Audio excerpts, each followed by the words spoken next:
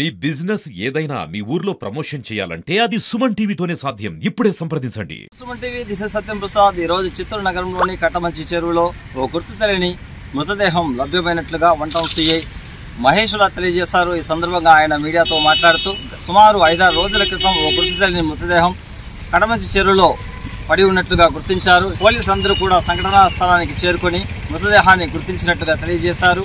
దాదాపు నీళ్లలో మునిగిపోవడంతో ముఖ భాగం పూర్తిగా పోయిందని, దీన్ని గుర్తించడం కూడా కొంత కష్టమేనని, దీనికి సంబంధించిన మృతదేహాన్ని బయటకు తీసి ప్రస్తుతం అంబులెన్స్లో చిత్తూరు ప్రభుత్వ ఆసుపత్రికి పంచనామా కోసం తరలిస్తున్నారు. ఈ నేపథ్యంలో దీనికి పూర్తి వివరాలు దర్యాప్తులో తెలియాల్సి ఉందని ఆయన తెలియజేశారు. ఎప్పుడైతే ఈ పంచనామా తర్వాత దీనికి సంబంధించిన పూర్తి వివరాలను వెల్లడిస్తామని, ఎవరైనా ఈ మృతదేహానికి సంబంధించి గుర్తుపట్టినట్లయితే వెంటనే పోలీసులు వన్ టౌన్ పోలీసులకు సమాచారం ఇవ్వాలని కూడా ఆయన తెలియజేశారు. ఈరోజు సోషల్ మీడియా గ్రూపుల్లో కట్టమంచి చెరువులో గుర్తు తెలియని శవం అని చెప్పి ఒక న్యూస్ వచ్చింది.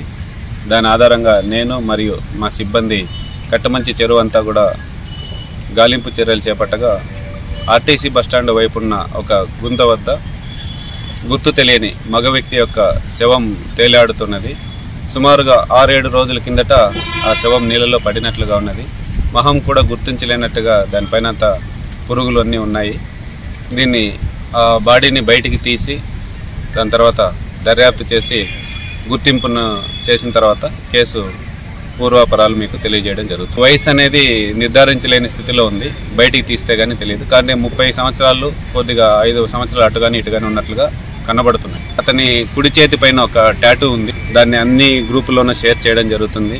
ఎవరైనా గుర్తించినట్లయితే అతని ఆచూకీ తెలిసిన వాళ్ళు ఎవరైనా సరే 1వ పట్టణ పోలీస్ స్టేషన్ ఇన్స్పెక్టర్ గారికి కానీ లేదా పోలీస్ స్టేషన్ కానీ సంప్రదించవలసిందిగా కోరుచున్నాం.